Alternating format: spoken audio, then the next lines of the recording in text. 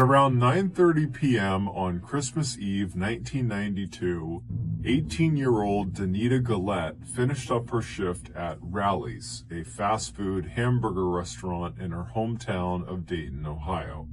She hung up her apron, she said goodbye to her coworkers, and then she stepped outside into the freezing 19-degree night air.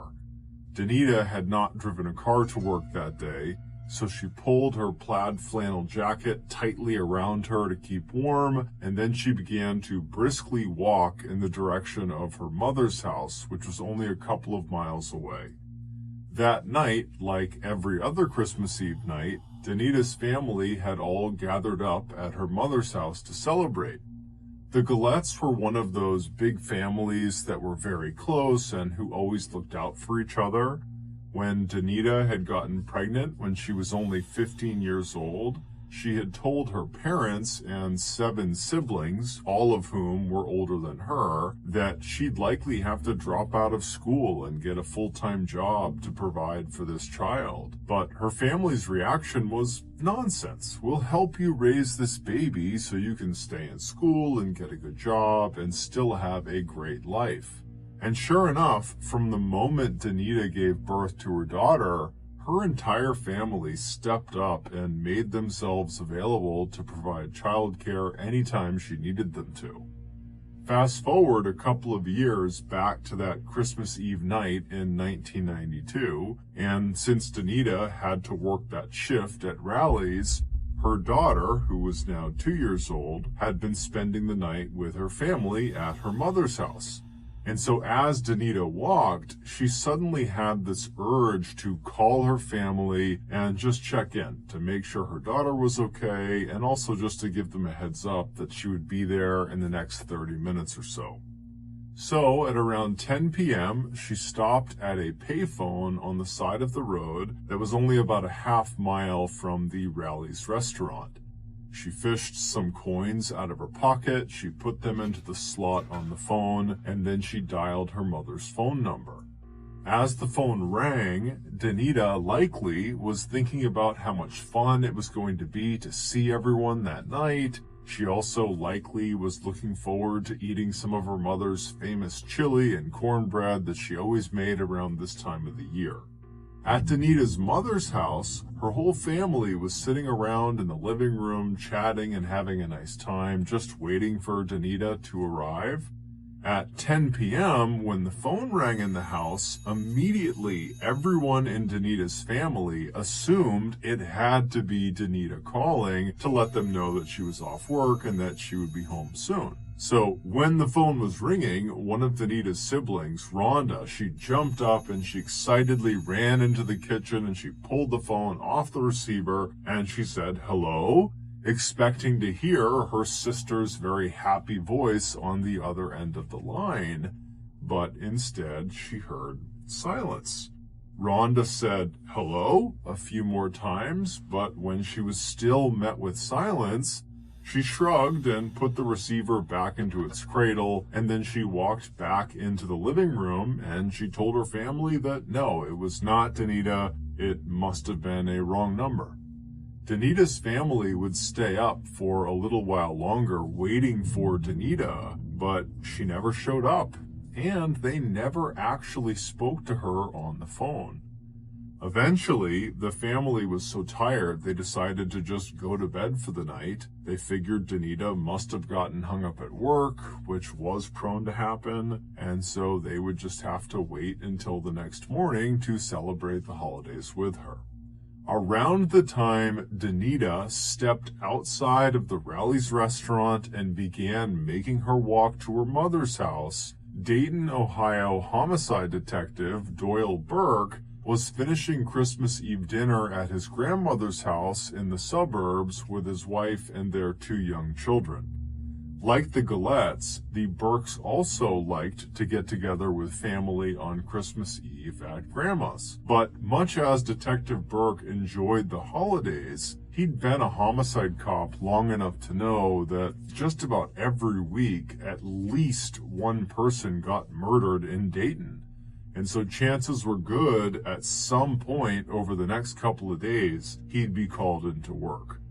And sure enough, that Christmas Eve night, after they were done eating, his pager went off, and he looked at the incoming code, and it said, "Call work immediately." When he looked up from his pager, he noticed his wife was staring at him. She knew the drill. She knew he would have to leave. When Detective Burke stepped away to call into work, he was told there had been a shooting on Neal Avenue. The victim had been found near a payphone located about a half-mile away from the Rally's restaurant. Detective Burke said goodbye to his family. He hopped in his car and he headed over to Neal Avenue. When he got there, he saw a ring of police cars and medical personnel all standing in a circle around this payphone. Burke parked his car on a side street, and then he walked over, and when he pushed past the ring of people, he saw the victim on the sidewalk right underneath the payphone. It was a young woman lying in a pool of her own frozen blood. It was Danita Gullette. She had been shot 5 times at point-blank range, bullets striking her in the chest, the legs, and the hands. The pattern of wounds on her body suggested she'd tried to shield herself from the bullets, holding up her hands and turning her head away and crouching back like she was trying not to get hit. After she was lying on the ground, either dying or dead, whoever had attacked her ripped her plaid coat off, they took her sneakers off, and they took her backpack that contained only 50 cents. Scattered around her body were .25 caliber aluminum shell casings, which immediately stood out to Burke. That type of ammunition was distinctive. It was generally only used for target shooting because it was not a very powerful ammunition. However, obviously, it was still lethal at close range. Witnesses in the area said they had heard the shots ring out and then saw 2 young men carrying pistols running away from the payphone. Shortly after Danita's family had decided to just go to bed and see Danita in the morning, they heard a knock on the front door. It was Detective Burke telling them that their Danita had been murdered. They were beyond devastated. They couldn't understand why anyone would ever want to harm Danita. She was such a happy person who everyone seemed to love. They just couldn't understand who would do this. When Burke told the family that Danita had been killed near a payphone, and according to witnesses, her murder likely happened sometime around 10 p.m., as soon as the family heard this, they all thought of that strange, silent phone call that Rhonda had answered around 10 p.m. that night. Had that actually been Danita? Had that been her killer? They didn't know, but it just seemed like too much of a coincidence that they would get a call at the same time that she was killed. After leaving the Gullette's household and filing his report on Danita's murder, Detective Burke arrived back at his home just hours before dawn on December 25th. After catching a quick nap, he spent that morning with his family celebrating Christmas, but his heart just wasn't in it. He had been investigating homicides for years, and so over time he had become somewhat desensitized to all of the violence. However, that morning he just kept thinking of Danita Gullette's grief-stricken family when he had told them the news. He also kept thinking about Danita herself, how scared she must have been when she was crouched down trying to shield herself from her attacker. Her family had shown Burke a picture of Danita when she was alive, and she looked like such a vibrant, happy young woman with this big, infectious smile. It just didn't make any sense that someone would kill her over some shoes and a jacket and a backpack with 50 cents in it.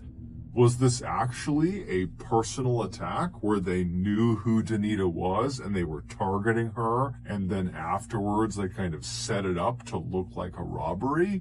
Or was this really a robbery? In which case, again, why are you killing someone over things that are worth so little? Burke kept finding himself thinking in circles about her case. He felt like there had to be more to this than met the eye. And he would be right. That night, just before 9 p.m. on Christmas Day, Burke's pager went off again. There had been another murder. This one had taken place in the northern part of Dayton, roughly 2.5 miles from where Danita had been found. The victim was 19-year-old Richmond Maddox. He was found slumped in the driver's seat of a blue Chevy Caprice that had crashed into a tree on the side of the road. But the crash hadn't killed him. What had killed him was a gunshot wound to the right side of his head, fired from point-blank range. And they searched the car. There was no weapon inside of the car, so this was not a suicide. And they checked the exterior of the car, and there was no entry point into the car from a bullet, which means the gun that shot him had been fired from inside the car. Likely, whoever was sitting in the passenger seat or in the back seat had shot this guy in the head. And considering the car had crashed into a tree, indicates that whoever did this, whoever pulled the trigger, had done it while Richmond was actively driving the car. And so in Burke's mind, this indicated that the person who did this had been forced to do this, because it's extremely dangerous to shoot the driver of the vehicle when the car is still moving, because you're going to crash. And so this person who shot Richmond must have been desperate. Maybe they had been kidnapped by Richmond and they were forced to do this. Burke didn't know, but that seemed like the most logical theory. When police spoke to witnesses in the area, they told the police that they heard the crash and then they looked outside and they saw what looked like a short young woman, probably a teenager, get up from the ground near the car and then start running away with a limp. Even though no shell casings were found in or around Richmond's car that could, in theory, link his murder to Danita's murder, Burke still had a hunch that these two murders had to be connected. They had occurred less than 24 hours apart, so back to back, and the bodies were found less than a couple miles apart. And in Burke's experience working in homicide, coincidences rarely occurred. Things happened for a reason. And in Burke's mind, he's thinking, these murders are connected. I just got to figure out what the connection is. But Detective Burke's investigation into Richmond Maddox's death only seemed to further complicate things. Richmond's family, who were stunned at the news of his murder, had no idea who would want to kill him, or who the girl fleeing the scene could possibly be. The only girl in Richmond's life that the family could think of that might have been in the car with him was his ex-girlfriend, 16-year-old Laura Taylor, who they described as being very sweet and polite. But when Burke went to Laura Taylor's house on the morning of December 26th to interview Laura, he was in for a shock. Laura had apparently not been home in several days, and her parents were very worried. Hearing that their daughter's ex-boyfriend had been killed, they feared the worst, that something terrible had also happened to Laura. But before Detective Burke could even begin to process this new information, that now, in addition to 2 strange murders, he also now had a missing juvenile, who very well could be the key to solving what was happening, unbelievably, while he's thinking about all these different things, Burke felt his pager vibrate again. There had been another shooting, this time inside of a mini-market convenience store that was only 3.5 miles south of where Richmond Maddox had been found. This time there were 2 victims. Both were still alive, but they were in critical condition. 38-year-old Sarah Abraham was a classic American success story.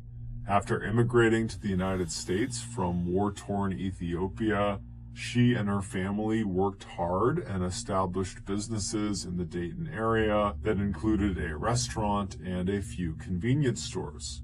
The convenience store where this shooting took place was the location where Sarah spent the majority of her time. On the day after Christmas, while Detective Burke was speaking to Laura Taylor's family, Sarah Abraham said goodbye to her 3 young children and then headed out the door to go open the convenience store for the day.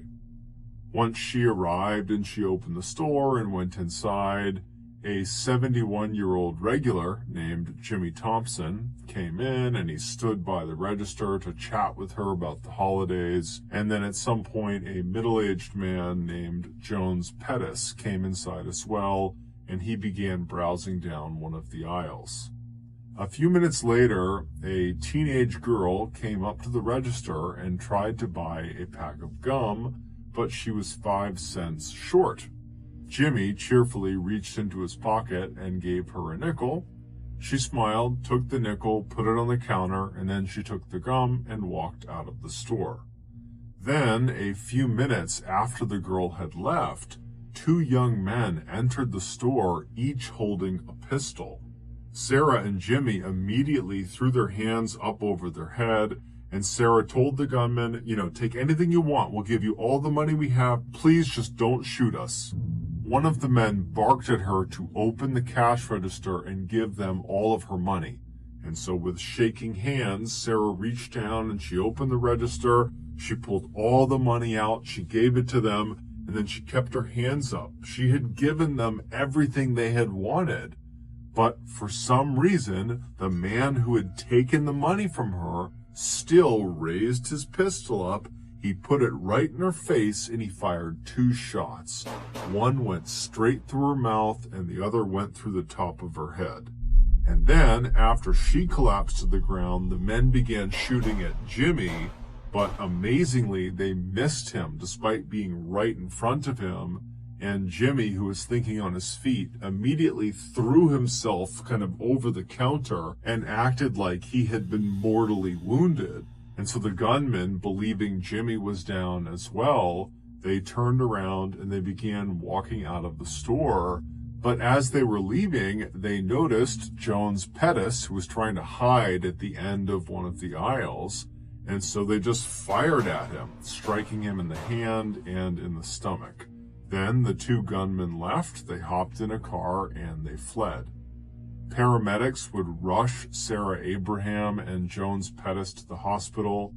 Jones would survive, but Sarah would die from her injuries 5 days later. When Detective Burke arrived at the convenience store that morning, the other officers who were already on scene told him that Jimmy and Jones had not gotten a good look at the shooters. They just said that they were 2 young men and that they didn't recognize them. After being told this information, Burke stepped inside of the convenience store to have a look around.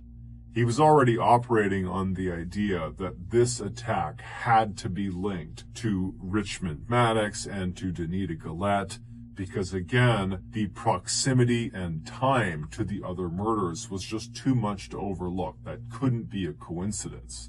And sure enough, right as Burke stepped into this store, this hunch of his seemed to be confirmed. Because on the blood-stained ground near the counter were several .25 caliber aluminum shell casings, the same distinctive ammunition type that was used in Danita's murder. At this point, Burke was fully convinced these murders had to be linked. But the victims didn't make sense. It would turn out none of the victims' families had ever heard of the other victims or their families. None of the victims worked together or went to school together or had any interaction at all. It just seemed like the victims were kind of random. But as Burke and his partners were discussing how these crimes could be linked, Burke got yet another call. There had just been an attempted shooting at a Dayton gas station. When Burke arrived, they found this hysterical woman named Kathy Henderson, who earlier had been putting air in the tires of her black 1989 Dodge Shadow. When two young men pull into the parking lot, they hop out of the car and they walk right up to her. They raise their guns at her, and then one of them says, "You're gonna die today." And then the two men just started shooting at her. And amazingly, she managed to not get shot and she was able to run to safety, but the two men stole her car. The bullet casings that were found at the scene of this crime were unsurprisingly the same distinctive aluminum variety. Clearly, whoever was behind all of these shootings was not showing any signs of slowing down. And so by now, these shootings in Dayton had attracted so much attention that it was not only all over the local media, but it was all over the national media. This was all anybody in the country was talking about, that there was just these rogue people running around Dayton shooting random people, and the police apparently couldn't stop them. And so panic was spreading like a wave amongst Dayton residents and surrounding areas. It didn't seem to matter who you were or what you were doing. Suddenly, everyone felt like they could be next. On the evening of December 26th, shortly after Kathy Henderson's carjacking was reported, Dayton Police Sergeant John Huber was in his patrol car cruising the northwest neighborhood of Dayton when an all-points bulletin came across his radio. The dispatcher said to be on the lookout for the 1989 Dodge Shadow that Kathy Henderson had stolen, and that if they found it, be advised because the occupants were likely the same people perpetrating all of these shootings all over town, and so they were likely armed and dangerous. Huber had developed a knack for finding stolen cars in Dayton. He knew where all the little cutouts were and back alleys were where people like to stash their stolen cars, and so he decided he would just go looking for the Dodge Shadow. And after only being on the hunt for about 20 minutes, he looked down a dark, quiet street just a mile away from where Danita had been killed, and he saw a black Dodge Shadow parked on the side of the road. When he drove up behind it, he saw it was empty, so he called the police station and asked them to run the license plates. And when they called him back, they told him that the plates did not belong to a black Dodge Shadow. They belonged to a blue Pontiac Grand Am, and that the Grand Am was registered to a 34-year-old man named Joseph Wilkerson. Sergeant Huber was confused and thought maybe he had given them the wrong plates, but then he noticed, parked a little ways down the road ahead of the Dodge Shadow, was a blue Pontiac Grand Am. And so on a hunch, Huber drove forward and he took down the Grand Am's license plates and he called back into the police station and he asked them to run those. And they would come back and they would say, well, it turns out the plates on the Grand Am are the plates that should be on Kathy Henderson's Dodge Shadow. Meaning, clearly, in an effort to cover their trail, the suspects had switched the license plates between these two cars. And so naturally, Sergeant Huber picked up his radio and he asked if Joseph Wilkerson had reported his car as stolen. And after a few moments, the radio crackled back from headquarters that no, Joseph Wilkerson had not reported this car stolen. So Huber immediately became very suspicious of this Joseph Wilkerson person and told headquarters they should really send someone over to Joseph's property to talk to him, since most likely he was either one of the shooters or was involved in some way with all of these shootings. Huber said he would stay put on this road and he would stake out these two vehicles and wait to see if anyone came back to claim them. Detective Burke and his team were the ones dispatched to go check out the Wilkerson property. It was a small single-floor white house that was located only about 2.5 miles from where Danita had been killed. Burke opened the front gate that surrounded the property, and he walked along the pathway up onto the front porch, and he knocked on the front door, but there was no answer. Burke called out that, hey, it's police, you gotta open up, but there was silence in the house. Burke left the porch and walked around to the back of the house and knocked on the back door, but still no one came to the door. However, as Burke and his team stood around the back of the house, they all started to smell something awful. It was this putrid smell that was definitely coming from inside the house.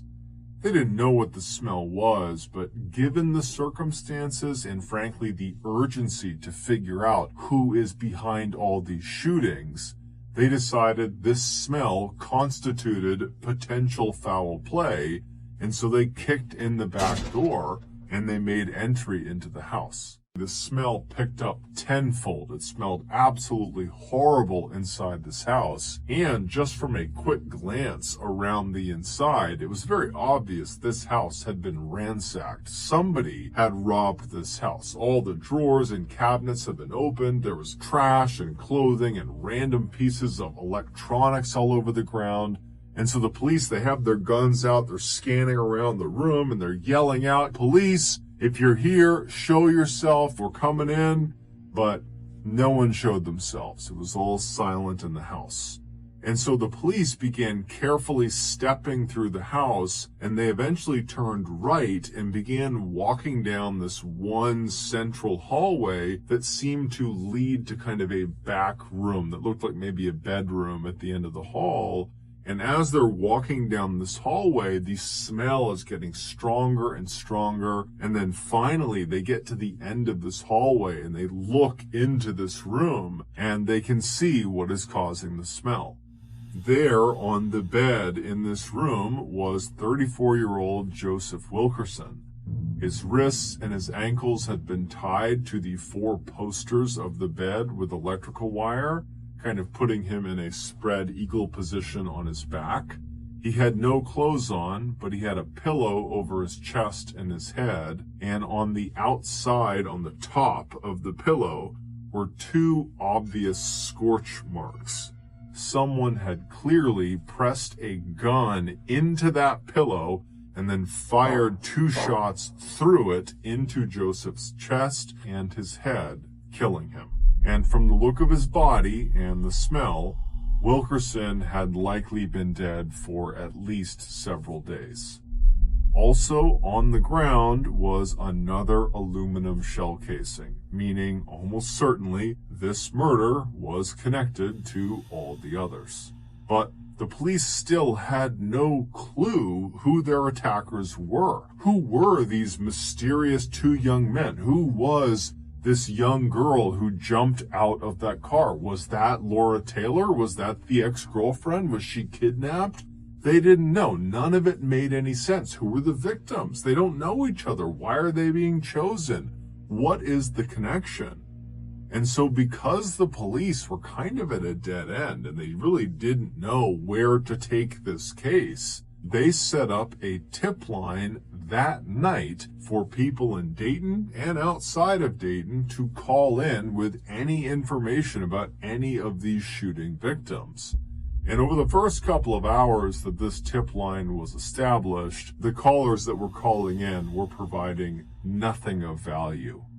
But late that night on the 26th, a call came through from an 18-year-old named Nicholas Woodson. And based on the tone of his voice, it was obvious he was genuinely scared for his life. He told police that he thought he was going to be the next Dayton murder victim. When police asked him why, he said, "Because I know who the killers are. There's 4 of them, and I think they're planning to kill me next to keep me from talking to you." While the police spoke with Nicholas, Sergeant Huber was still hiding out in his patrol car, watching the Dodge Shadow and the Pontiac Grand Am from a distance. He was kind of hidden behind some trees, and at some point, he saw movement in an apartment building situated just opposite where these two vehicles were parked. 3 young people walked out of the building. They walked down the front steps out onto the road, and as they crossed over the road towards the 2 vehicles, they were illuminated by the street light, and Huber could clearly see there were 2 young men and a small young woman.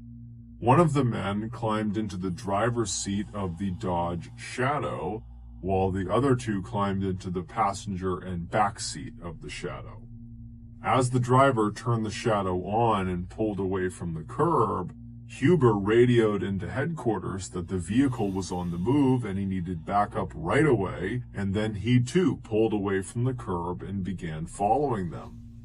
After just 2 blocks, the Shadow stopped, and at that moment, Sergeant Huber sped up behind them with his lights on, and immediately the passenger door of the Shadow flew open and one of the 2 men took off running. But the other man and the woman stayed in the vehicle.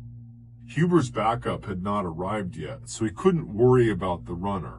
Instead, he stepped out of his car and stood behind his open car door to kind of use it as a shield, and he aimed his pistol at the driver and he yelled for them not to move.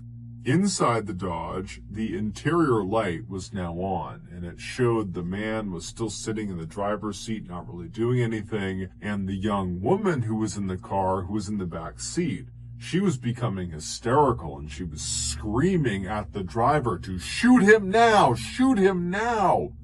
But the driver didn't do anything. And then moments later, backup arrived and they were able to pull the man and the woman out of the Dodge without a fight, and they arrested them both.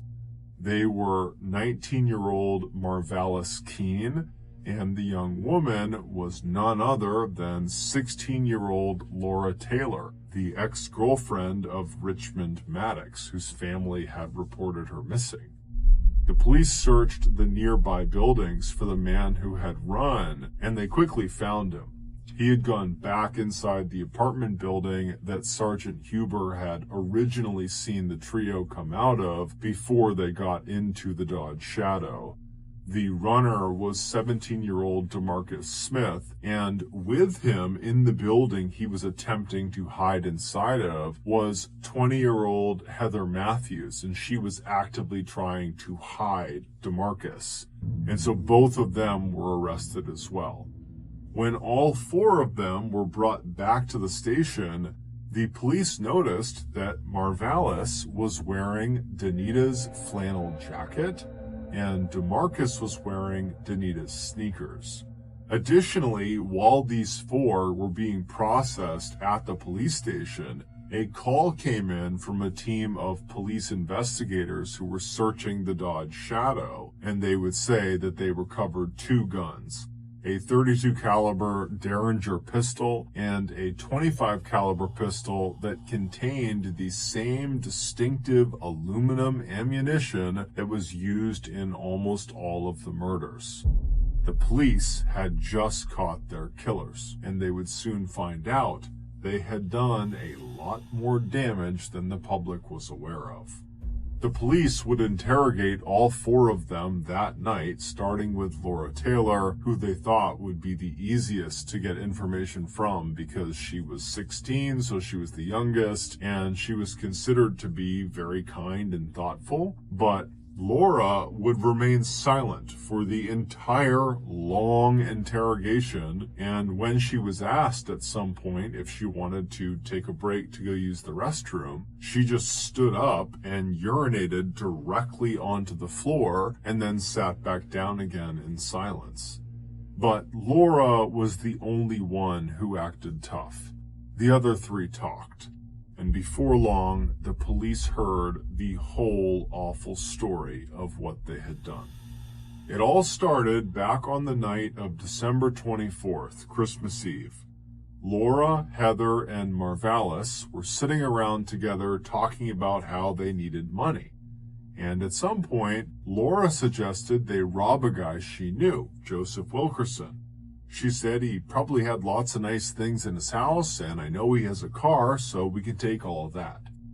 The other two liked the idea, and so Laura called Joseph and asked him if he wanted to be a part of an orgy with them. And Joseph said yes.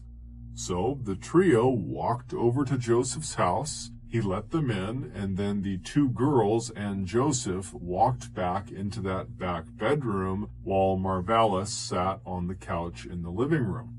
In the bedroom, Joseph laid on the bed and he took his clothes off, and Heather and Laura pretended to start taking their clothes off when suddenly Marvalis, as planned, came bursting into the room with his pistol held out in front of him.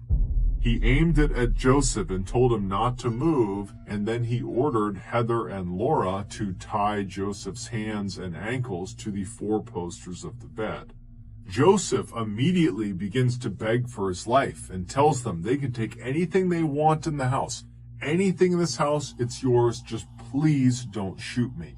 Marvalis instructed the girls to go search his house for valuables. And so while Marvalis is standing there with the gun aimed at Joseph, perhaps in an attempt to kind of bargain his way out of this, says to Marvalis, hey, I have a really amazing gun, a .32 caliber Derringer that I have hidden in the garage. If you want it, I can tell you where it is. And so Marvalis was totally interested, and he said, yeah, tell me where it is. And so Joseph explained where to go in the garage, and so Marvalis left the room, he went into the garage, and he would eventually find this little gun, this .32 caliber gun. And then when Marvalis walked back into the bedroom with Joseph, he promptly walked over to Joseph, grabbed a pillow, he put it over Joseph's chest. Joseph is just looking up at him, wondering what he's doing. And then Marvalis took this new gun, this .32 caliber Derringer, and he pushed it into the pillow, so it was aiming straight down at Joseph's body. Joseph pleaded with him not to shoot him, but Marvalis pulled the trigger and he fired a shot through the pillow into Joseph's chest. Joseph began screaming, and then he made this guttural sound that his whole body began to shake. And so the other two girls, they heard the sound of the shot, so they came running back into the bedroom. And when they saw what was happening, they just stood there. And then Laura looked over at Marvalis and said, hey, can I shoot him too? And Marvalis says, sure. And he hands her the .32 caliber Derringer, the one they had taken from the garage. And Laura takes the gun. She walks over to the still shaking Wilkerson. She repositions the pillow on his face. She pushes the Derringer into the pillow, aiming right at Joseph's face. And then she pulls the trigger, but it doesn't fire.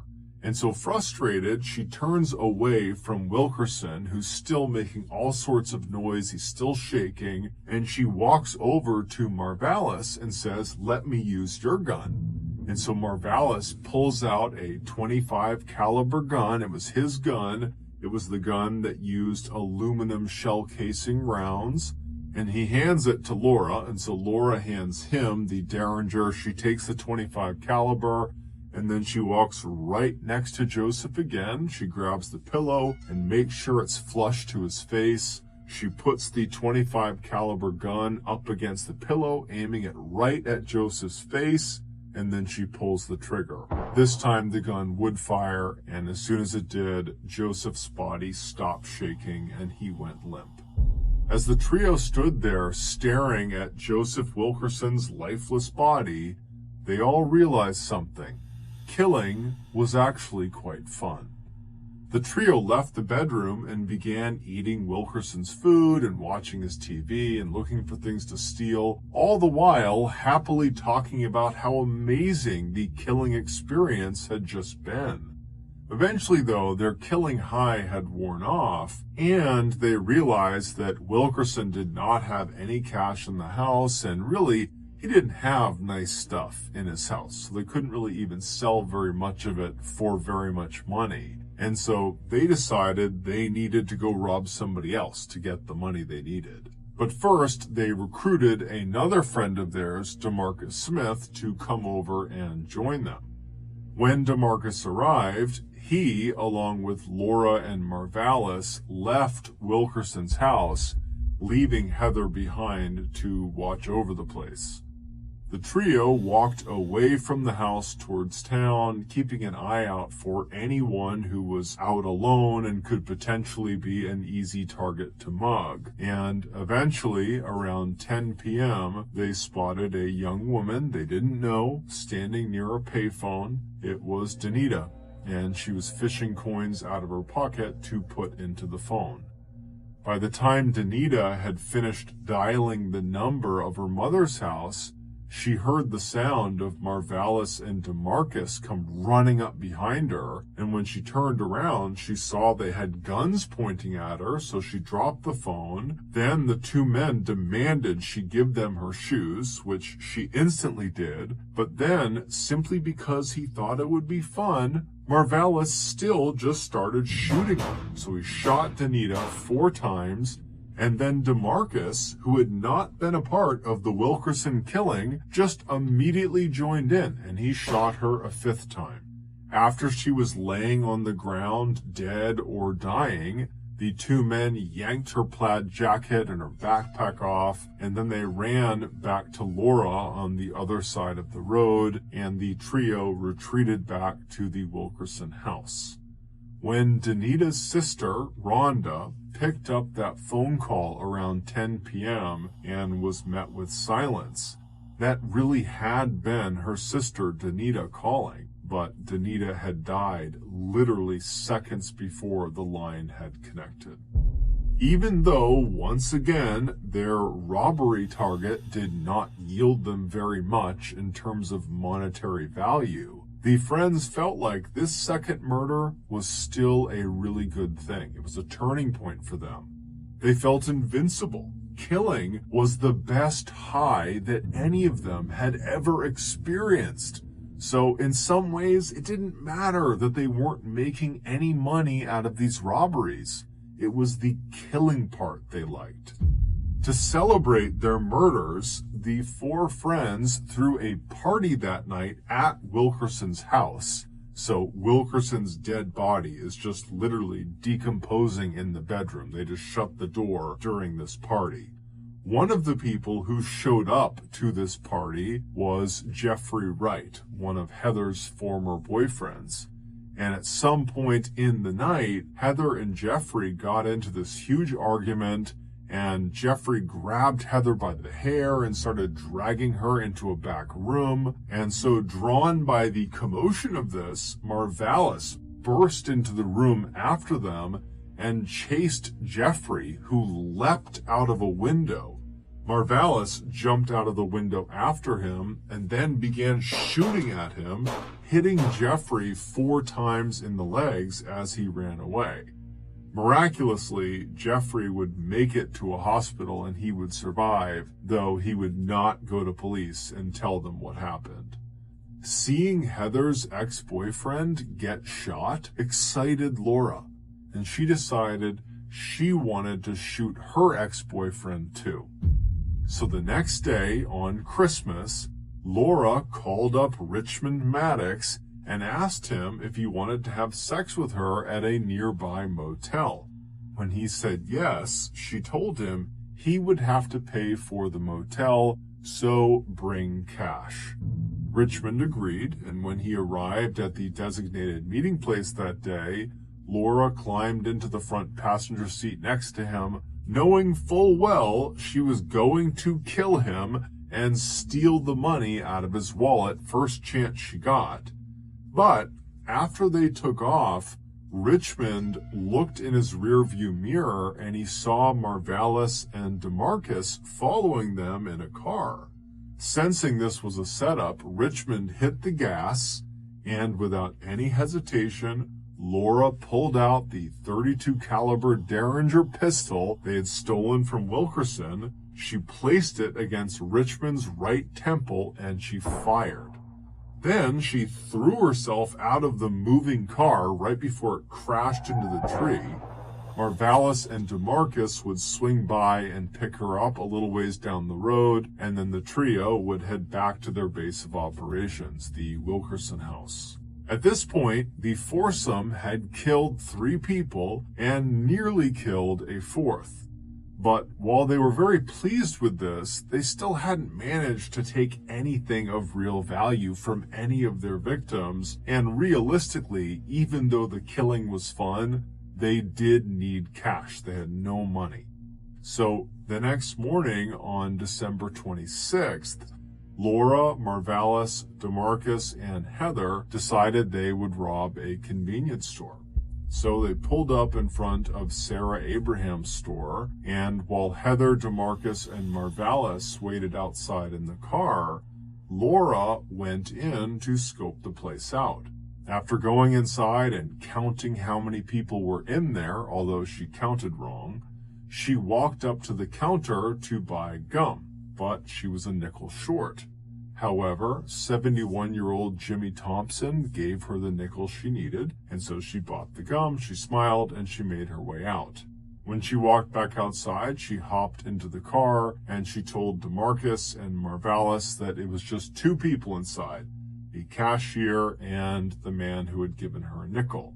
She had not seen Jones Pettis, who was at the end of one of the aisles. So DeMarcus and Marvalis go inside the shop, and they hold Sarah and Jimmy at gunpoint, and after getting all the cash out of the cash register, which was only $40, the urge to kill became too much for Marvalis to control. And so he raised his gun, he aimed it at Sarah, and he shot her in the face. DeMarcus would attempt to shoot Jimmy, but he would miss. And then the pair, on their way out, would notice Jones at the end of the aisle. And even though he posed absolutely no threat to them, they shot at him anyways.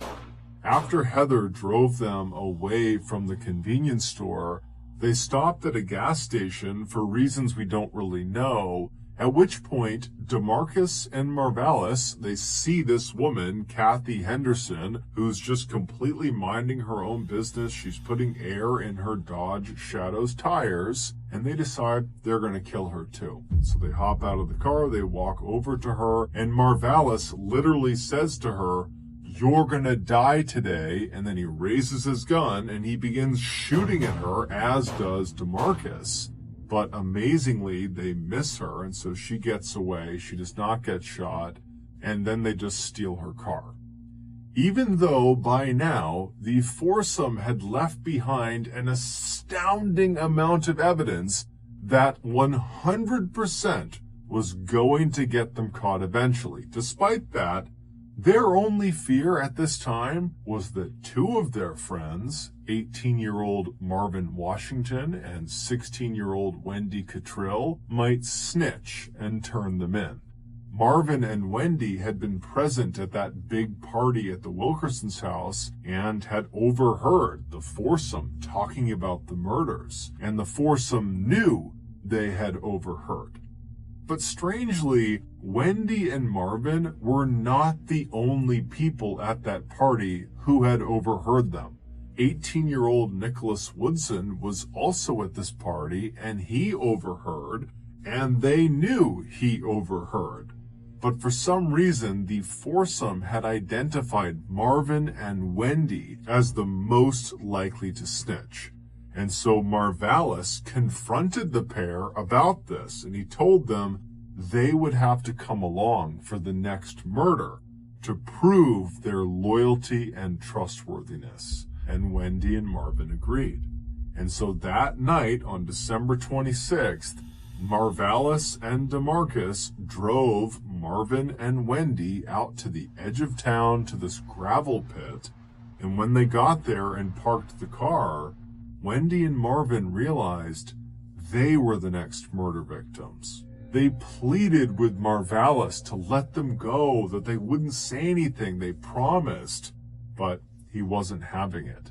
Marvin eventually got out of the car and DeMarcus followed, and DeMarcus told Marvin to get on his knees, which he did, and then DeMarcus shot him in the back of the head, execution style.